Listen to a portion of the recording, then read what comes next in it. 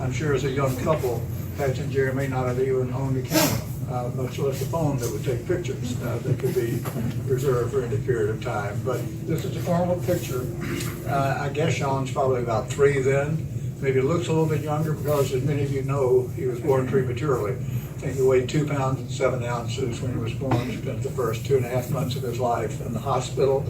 Was not even allowed to go to nursery school until, or start to be with other children on a regular basis until he was about 5. But once he got to school at 6, he was physically and mentally doing very, very well. And as we'll see later, that was evidenced quite early.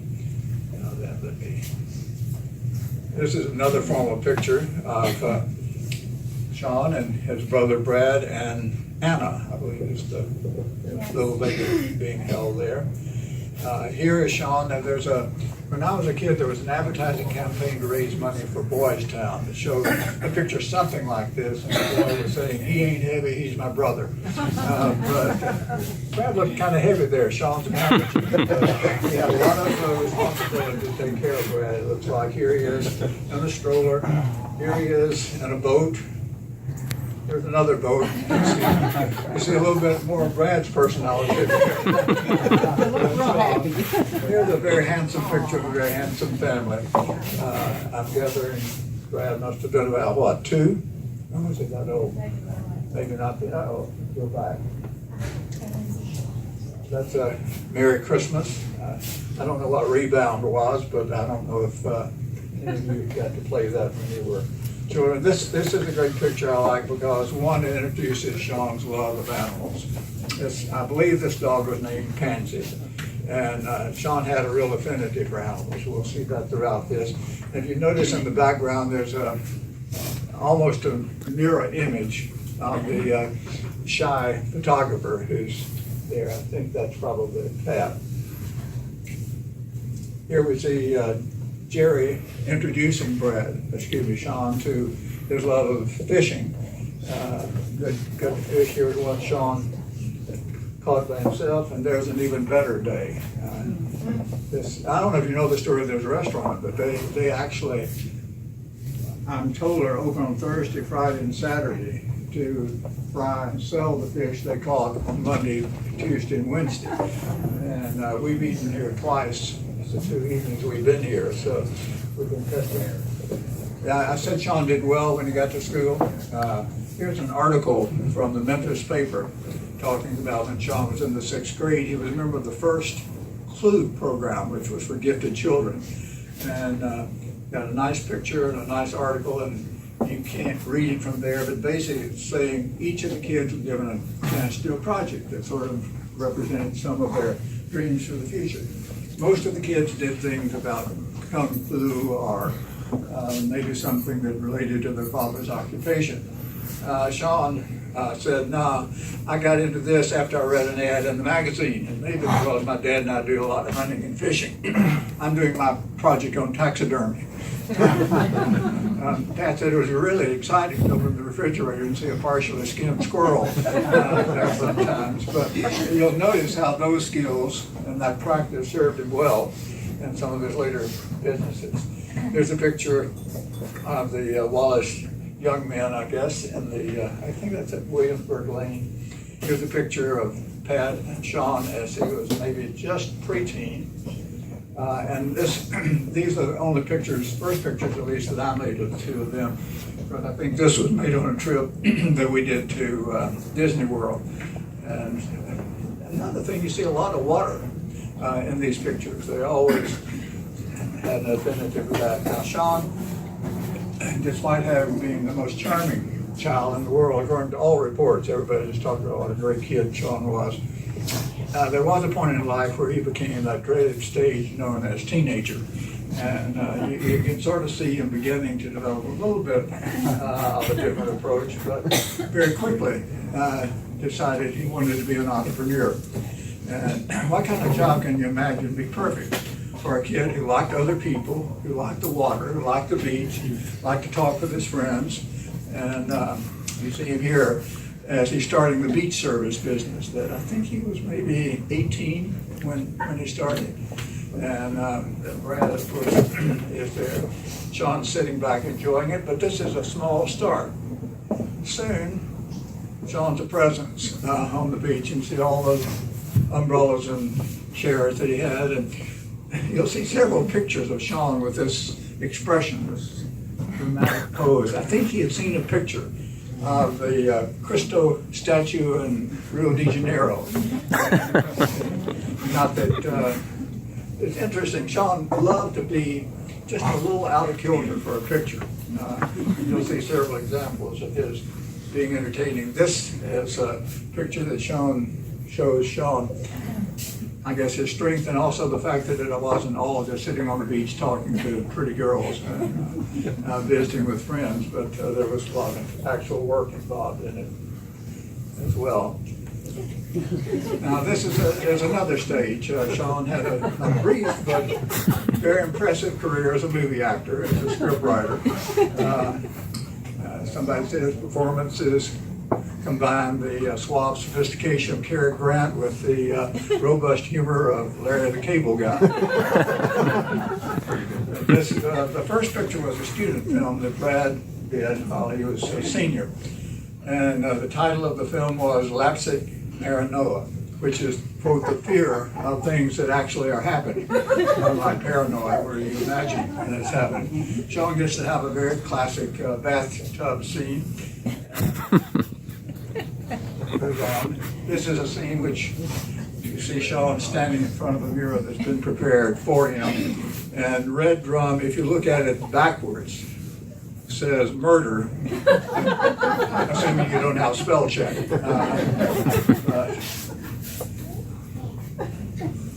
That's from The Shining. That's supposed to be from The Shining. Thank you. I didn't. But we misspelled the word. Okay.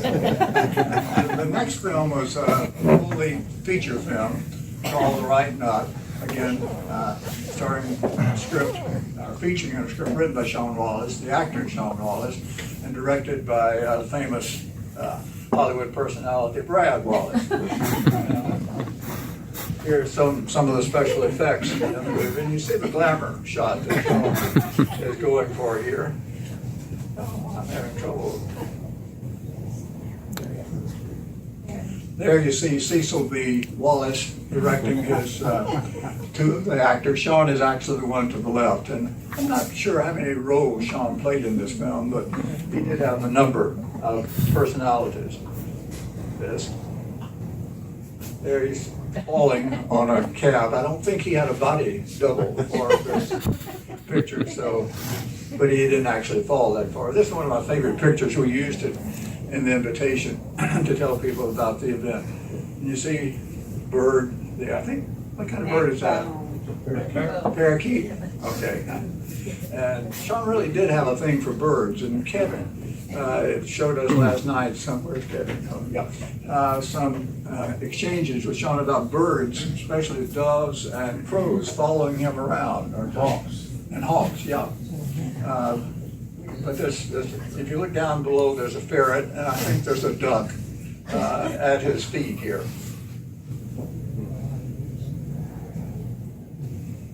Oh, and the duck actually was featured in another newspaper article. Ducks that act like puppies hit the beach, and I think Shaun really had this gift for getting publicity about his business through the animals. I never saw the pet alligator. I don't think I ever saw the pet pig that was sometimes on a surfboard. Am I correct about that? But here's the duck, and you'll see another picture of the ferret. Oh, there's Tojo and the duck. Tojo is rather curious. And this is the ferret. Did the ferret have a name? Bebo. Bebo? Bebo. Bebo, okay, good. Another Mr. Saw. This is Shaun, actually was the best man in one of his friend's weddings. The only time I ever saw Shaun in a tux, and one of the 2 or 3 times I saw him with shoes on. It doesn't show it here, but Or long pants. good point. Now, over there's a picture that actually is in Rio. We took a family trip to Brazil one year, and this is the first time we met Karen. I think she and Shaun were just getting together at this point. The next 2 or 3 pictures, this is on the beach at Ipanema, if I remember correctly. Patsy and I were there for maybe a few days before, and didn't have any problems. The kids showed up at Christmas break, and in less than a week they had 3 robberies. But 2 of them were coming in at 2 o'clock in the morning when they had maybe 50 cents left in their pockets, so it wasn't a major lawsuit.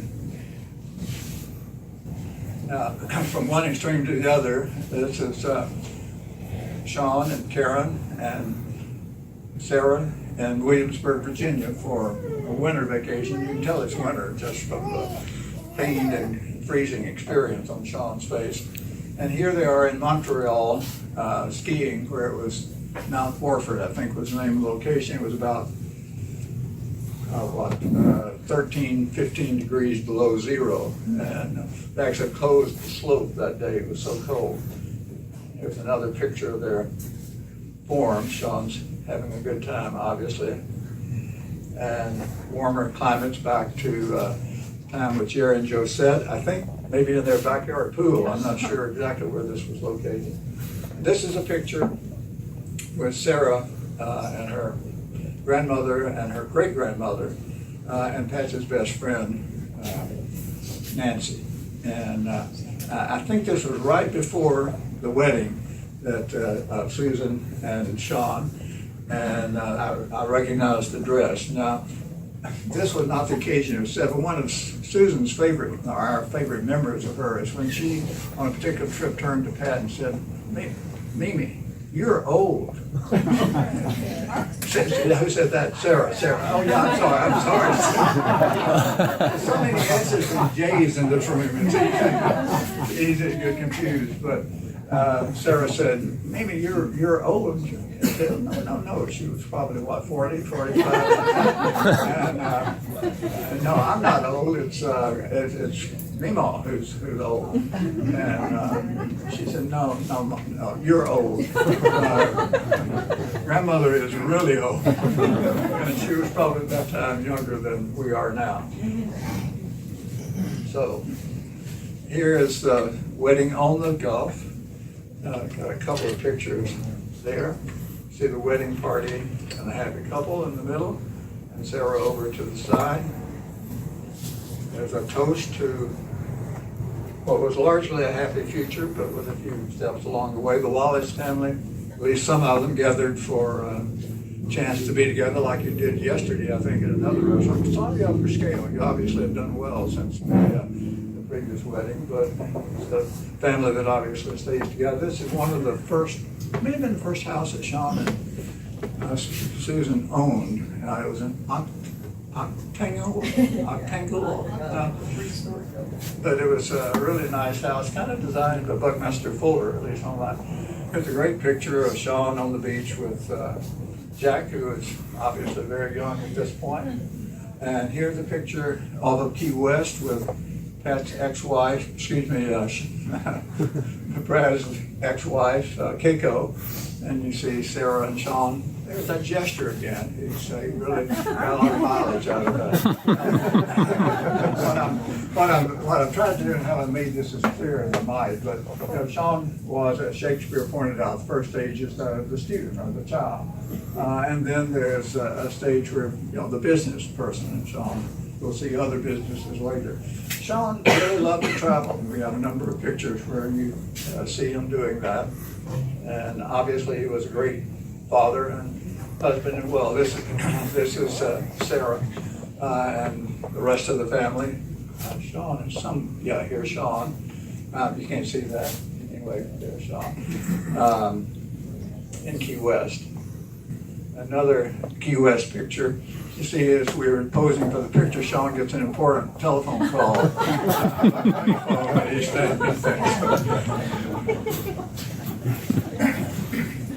And let's see. Oh, this is a picture. The family got together. At least, actually, there were more members of the family there than got in this particular picture. But we rented a house in Santa Barbara for one Christmas and enjoyed it so much we ultimately wound up moving there. I think most of the people in the picture were leaving on their first cruise out of Miami to Cozumel, and we're dressed a little bit better in the next picture, which is a more formal picture. Shaun also has on long pants and shoes in this picture, just in case you were wondering about it. Now, Shaun and Susan had a great idea, I think, of a museum about creatures from the deep. And they rented space and started putting it together. And that's the website. That's a picture of the actual event.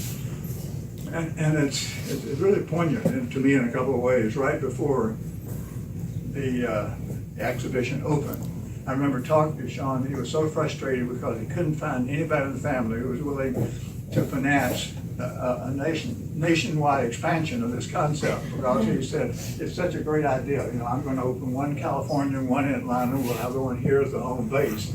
I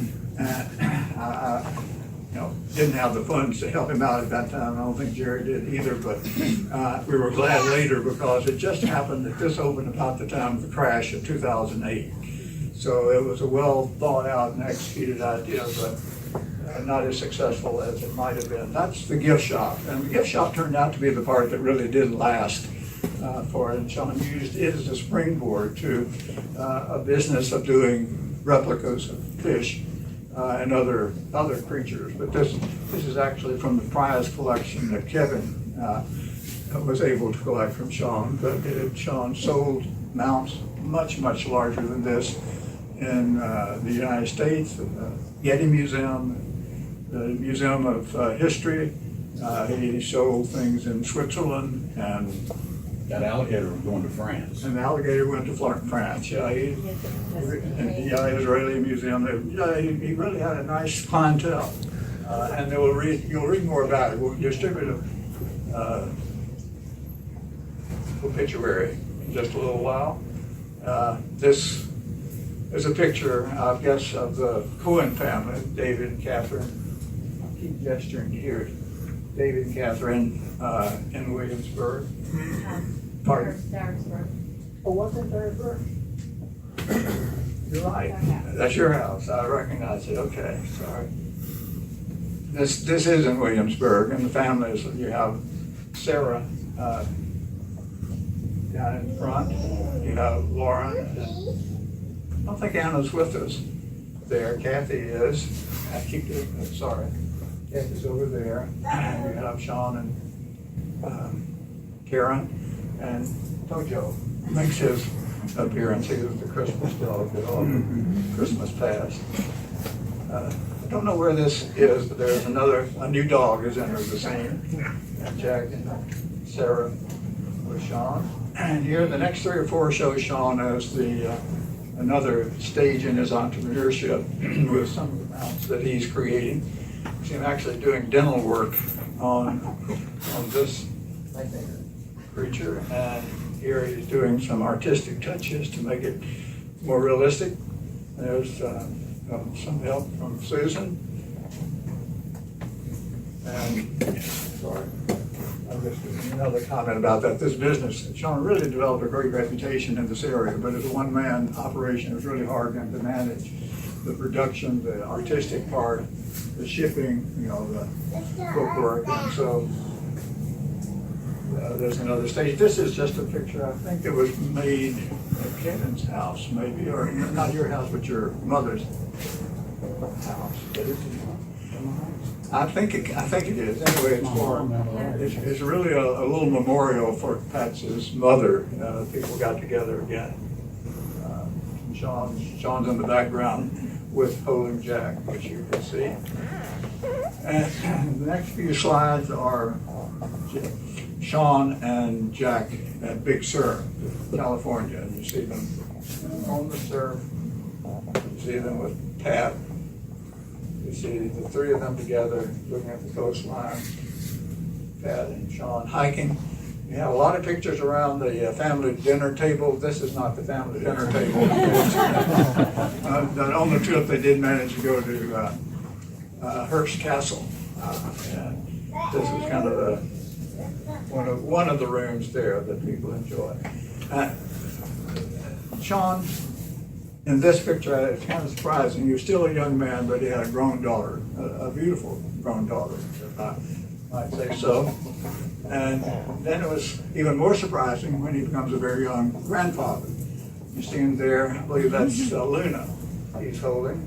Here you have Shaun with Luke holding up on the bicycle, and there you see two Halloween pictures. The first one is with the kids going trick-or-treating. The second one is one Brad advised me to leave off because Trump can be a controversial topic. But I thought it was just perfect because Kevin's thinking, Shaun really did come to his senses and develop a more reasonable perspective on our president. Other people thought this was just another scary Halloween picture. Whatever you see is fine with us because Shaun would have been friends with both. Shaun was, I don't know if he had premonitions or not, but he thought about death, and he'd asked, for example, to be cremated. He wanted his ashes to be spread into the Gulf. And he said, if I have a tombstone, what I'd really like for it to say on it is, he lived. And I think that's really appropriate. Shaun did live. He had a good life. He dealt with difficulties, but he certainly had an impact. And even though the beach service that he started is no longer his and no longer in operation, the beach chairs are empty. He's no longer there. It's a great day, but we have our memories. And maybe I kind of thought a lot of Shaun's life could be summarized in this little stanza from a Kipling poem called If.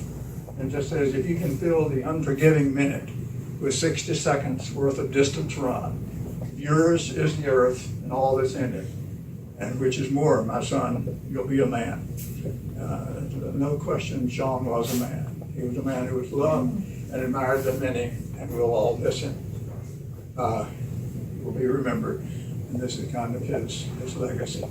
So, after, Kathy is right, is going to read a little thing that she had prepared, and then we'll have a chance to visit at your table. Just talk about your favorite stories about Shaun. And I've got something I want to say. okay, you want to do it now? Yeah, I'll do it now. Okay.